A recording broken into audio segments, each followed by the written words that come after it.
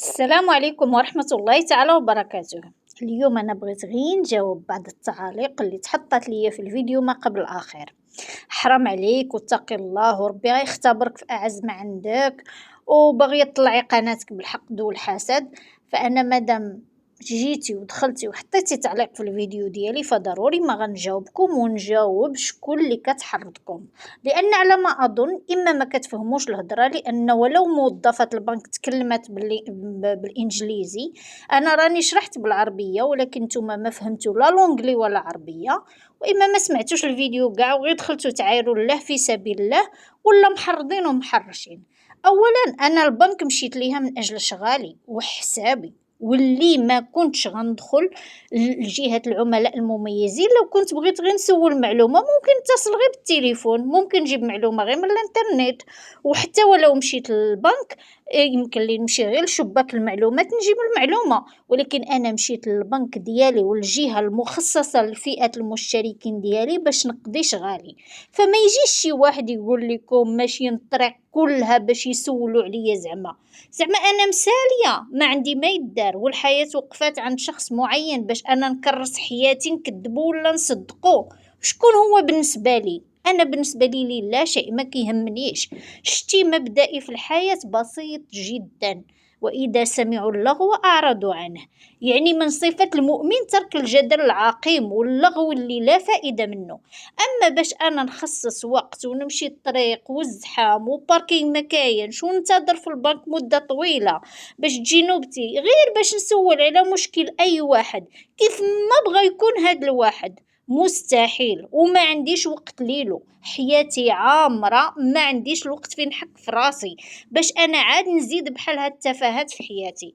فاذا انا منين مشيت للبنك باش نقضي شغالي ونقوم باجراءاتي لقيتها فرصه باش نسول جوج ديال الاسئله اللي سولوها ليا جوج المغاربه. السؤال الاول وهو على احسن طريقه لتحويل الفلوس من ماليزيا للمغرب، واللي كان سولها ليا واحد الولد عاد جا باش يخدم هنا في ماليزيا. والسؤال الثاني كان ديال الزوجه الاجنبيه المقيمه تحت فيزا زواج، وهنا كنسطر على فيزا زواج. واش من حقها تفتح حساب شخصي؟ ما جبت لا اللي كتطلق ولا اللي عندها فيزا سياحيه ولا اللي عندها مشاكل في المحكمه، ولا واش الكونت شخصي او مشترك؟ فوق هذا كله الجواب واش انا اللي عطيته او موظفة البنك اللي عطاته على المباشر؟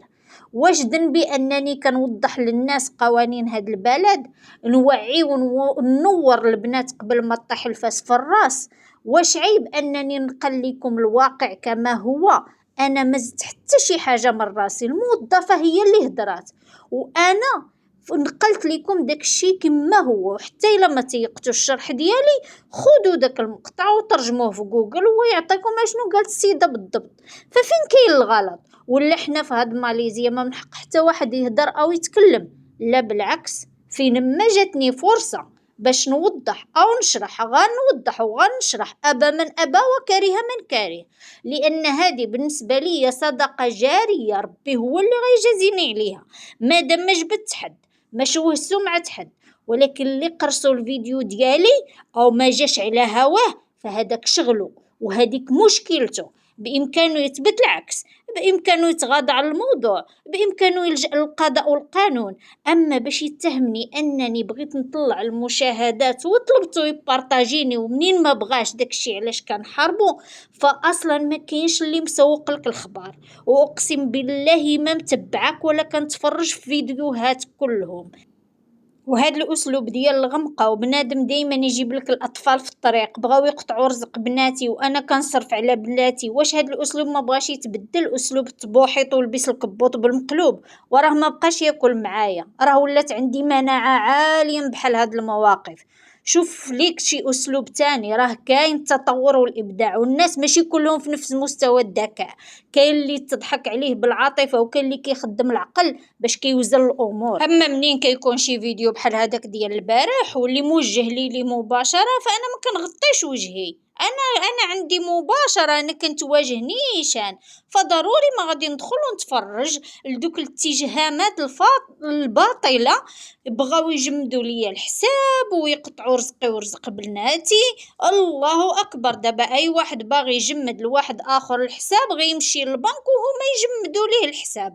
فوضى، الدنيا فوضى، ما كاين لا سرية ولا قانون ديال البنك دابا أنا اللي متحكمة فيها، وأنا اللي كنقول لهم شدوا داك الحساب وفتحوا داك الحساب. وفوق هادشي كله حتى البنك اللي انا مشيت ليها والبنك ديالك مختلفين تماما. لو كنت غير مشيت لنفس البنك او نقول يمكن شي شويه ديال الشك دخلك.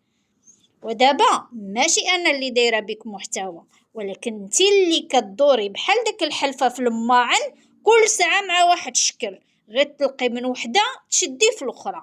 وبغيتي تطلعي بيا المشاهدات وتلقاي شي واحد اللي تعاطي معاه من غير هادوك اللي سبق وما حاشاوهش ليك، فانا كنقول لك الا عندك دليل جيبيه. انا عمرني ما طلبت منك تبارطاجيني في القناه، وإلا عندك دليل حطيه. وهذيك راه انت اللي استغليتي الطيبوبه ديالنا والتعاطف ديالنا مع قضيتك، ودعمتي قناتك بكل فيديوهات اللي كانت في مصلحتك باش تدعمي رايك وتقنعي المتابع ديالك انك على حق. وهالناس كيشهدوا معايا، فشاركتي الفيديوهات اللي خدموك وماشي درتي فينا بليزير او دعمتينا لوجه الله. فما تعاوديش تجبدي باغيني ندعمهم. فانا كنهضر على راسي كمغربيه حره، والله ما يشرفني الفيديو ديالي يتحط في القناه ديالك او يتبارطاجا عندك، ببساطه لانني ما مسوقاش الادسنس، ما ملهوفاش عليه. شفتوا الا حطيت غير وصفه واستفدت منها غير وحده وقالت الله يرحم ربك بركه عليه، هذاك هو خلاصي. ياك ما يحسب لك انا غناكل او غنصرف من هاد القناه عليا او على داري، فراك غالطه. هذه راه صدقه جاريه درتها للناس اللي باغيين معلومات حقيقيه على هاد البلاد بكل واقعيه وموضوعيه، ما فيها كذوب، ما فيها فشار، ما فيها تكبر وفوحان، ما فيها قله الحياء او اخلال بالاخلاق. والنهار اللي نحس براسي ما بقيتش نفيد غنوقفها من الصباح. الحمد لله ما عطال على هاد القناه حتى لشي حاجه، بالعكس دابا القناه كتاخد مني ما كتعطيني، كتاخد وقتي جهدي تركيزي.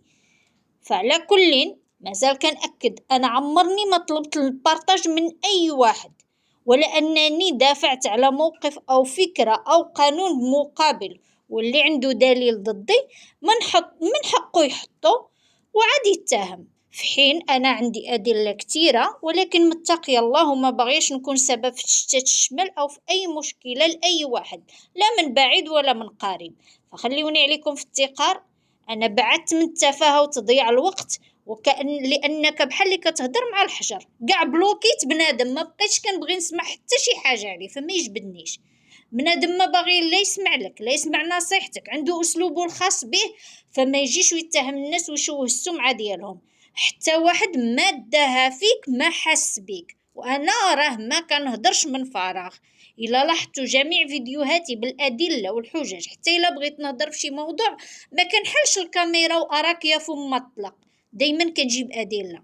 فنتمنى هاد التعاليق اللي ما جايش من المتتبعين ديالي تحبس، وهاد التحريض عليا وعلى القناه ديالي بالسينيال ما يكون منه والو، والا راه الجواب من جنس العمل. فما تظنش غتزرع الشوك ويطلع لك الزرع، ولا تزرع الشر ويطلع لك الخير. وربي سبحانه وتعالى ما كيبغيش المؤمن الضعيف. فعلا الطيبوبه والدفع التي هي احسن والتغاضي هذه كلها من شيم المسلم، ولكن حتى الحزم والدفاع عن الكرامه والشرف حتى هما خاصهم يكونوا من الاولويات. دمتم في رعايه الله، والى اللقاء في فيديو قادم ان شاء الله، مع السلامه.